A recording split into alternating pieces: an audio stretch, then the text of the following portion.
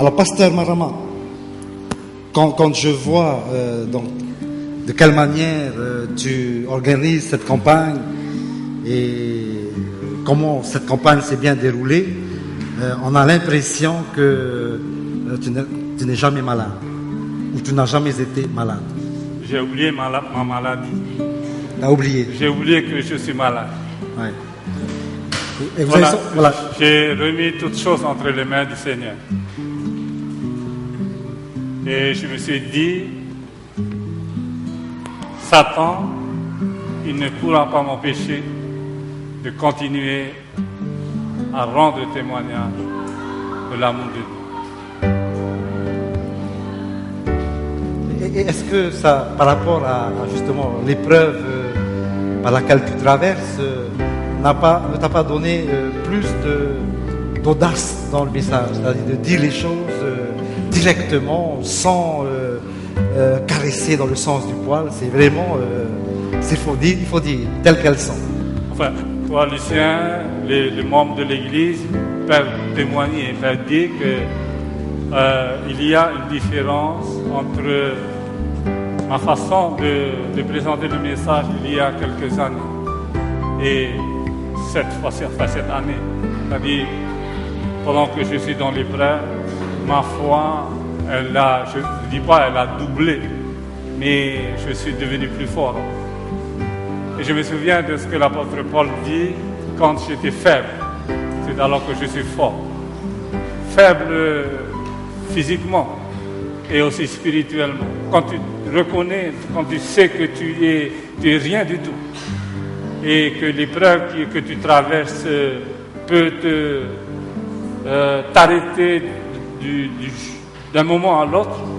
Et c'est là que je me suis dit, Seigneur, je ne vais pas lâcher ta main.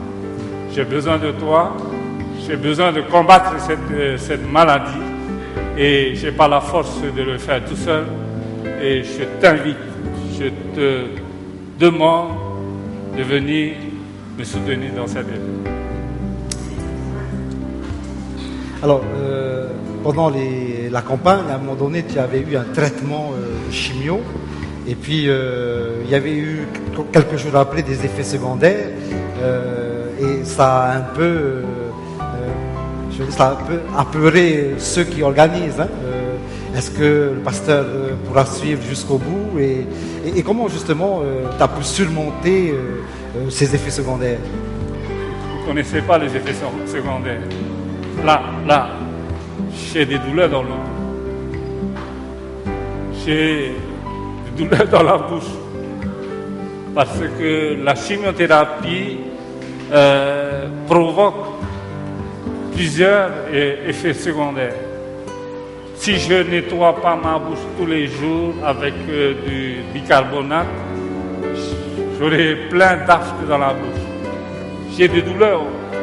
J'ai 2 dents qui sont, je dirais, malades. Je suis d'abord allé voir le dentiste pour lui dire d'extraire une dent qui est cassée. Il m'a dit, il faut que tu demandes d'abord au docteur de maman si je peux le faire. Le lendemain, je suis allé à maman, j'ai demandé au docteur au service de l'oncologie. Il m'a dit, il n'est pas question. Parce qu'on ne peut pas mélanger les médicaments. Donc, il m'a dit, et je lui ai dit, mais qu'est-ce que je dois faire? Il m'a dit, tu continues comme ça, tu restes comme ça. Et ça fait plus d'1 mois que j'ai des douleurs dans la bouche. Des douleurs dans la bouche. Est-ce que vous avez ressenti ça quand vous l'entendez? Non. Loin de là. Non.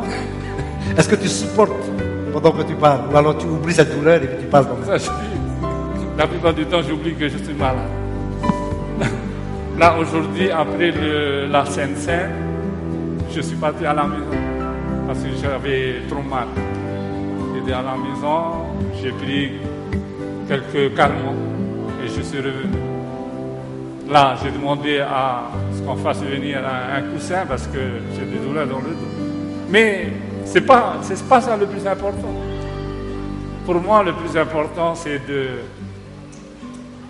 glorifier le nom de notre Seigneur.